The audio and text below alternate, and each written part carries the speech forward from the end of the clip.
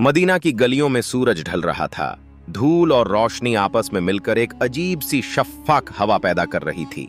मस्जिद ए नबवी से अजान की गूंज अभी कुछ देर पहले थमी थी और लोग अपने घरों में लौट चुके थे।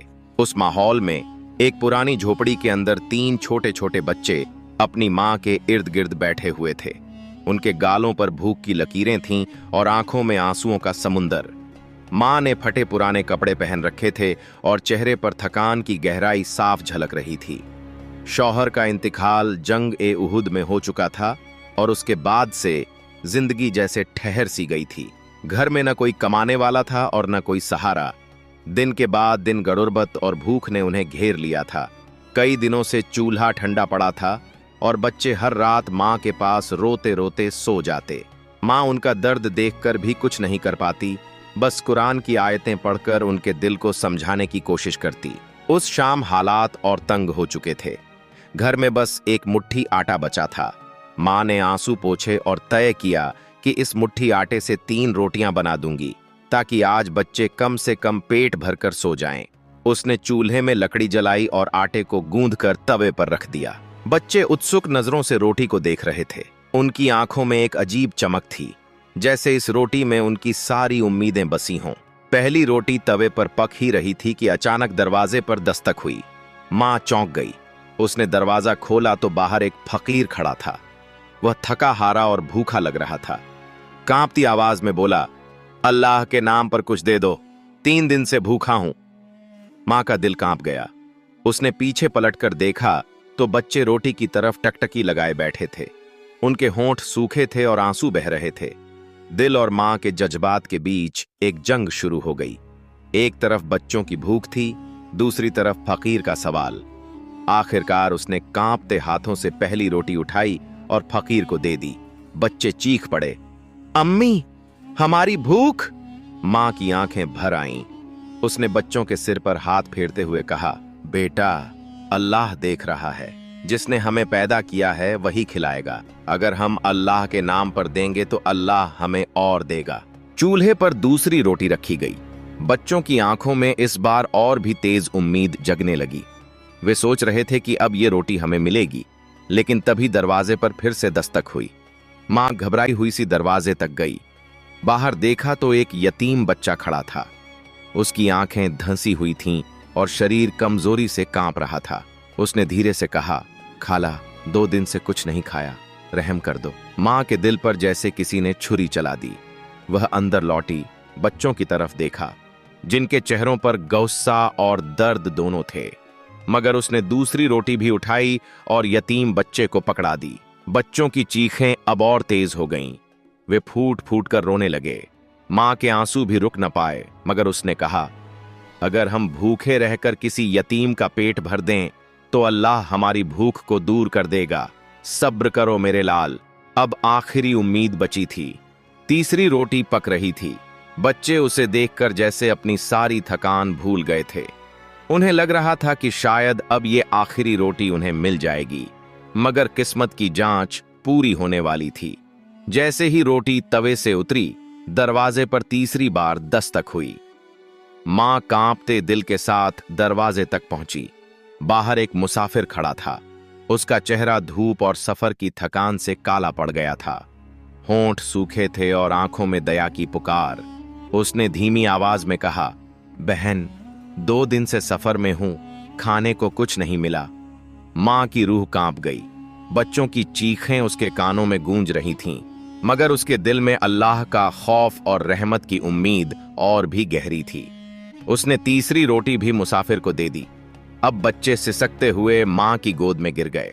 मां ने उन्हें सीने से लगाया और आसमान की तरफ हाथ उठाकर कहा, या अल्लाह, तेरी राह में सब दिया, अब तू ही संभाल।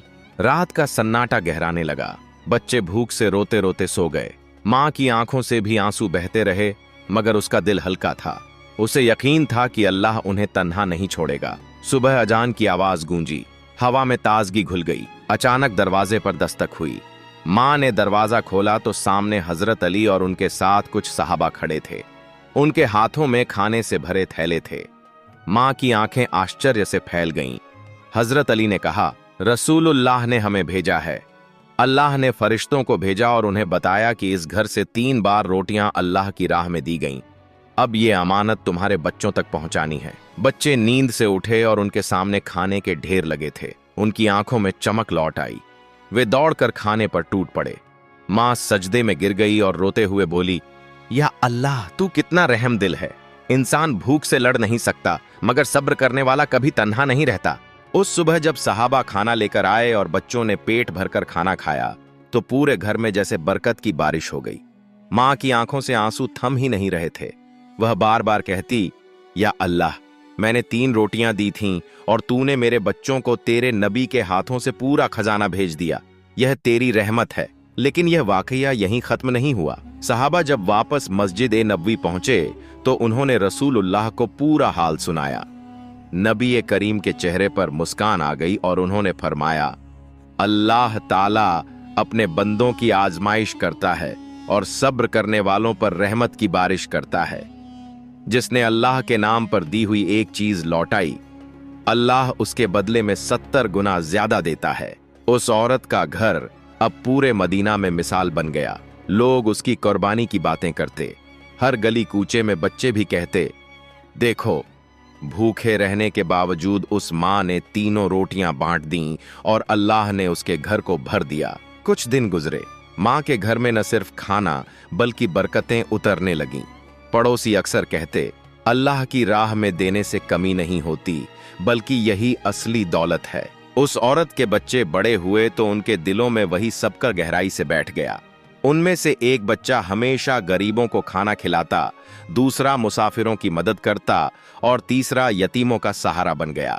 मां उन्हें देखकर सोचती, अगर उस दिन मैंने 3 रोटियां बच्चों को दे दी होती तो बस एक रात का पेट भरता, मगर मैंने अल्लाह के नाम पर दे दी तो आज पूरी जिंदगी की बरकत मिल गई। रसूलुल्लाह ने सहाबा से फरमाया, जान लो, भूख की आजमाइश बहुत सख्त होती है, लेकिन जो सब्र करता है और दूसरों की मदद करता है, अल्लाह उसकी नस्लों तक को बरकत देता है। यह सुनकर सहाबा की आंखों से आंसू बह निकले। हर कोई सोच रहा था कि हम अपनी हालत में रहते हुए कितनी बार भूखों और यतीमों का हक अदा नहीं कर पाते।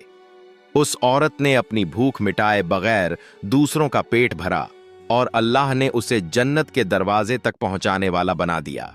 मदीना की इस गली का यह वाकया पीढ़ियों तक सुनाया जाता रहा। बच्चे इसे सुनकर सीखते कि देने से कमी नहीं होती। जब कोई मुसाफिर भूखा आता तो लोग कहते, यह वही जगह है जहां अल्लाह ने सब्र करने वालों के लिए आसमान से बरकत भेजी थी। और मां हर रात सजदे में गिरकर कहती, या अल्लाह, तूने मेरी आजमाइश आसान कर दी। मैंने जो कुछ तेरे नाम पर दिया उसका बदला तूने मुझे यहीं दे दिया और आखिरत में भी देगा। सबक, भूख और गरीबी अल्लाह की आजमाइश हैं। जो सब्र करता है और दूसरों के लिए कुर्बानी देता है, अल्लाह उसकी तकदीर बदल देता है। देने से कभी कमी नहीं होती। इंसान जब अल्लाह के नाम पर देता है तो अल्लाह उसके घर में बरकत और रहमत भर देता है। असली दौलत सोना चांदी नहीं, बल्कि वह दिल है जो दूसरों का दर्द समझे और मदद करे। नेकी का एक छोटा सा काम भी अल्लाह के यहाँ इतना कीमती हो जाता है कि वह पूरी जिंदगी और नस्लों तक असर डालता है।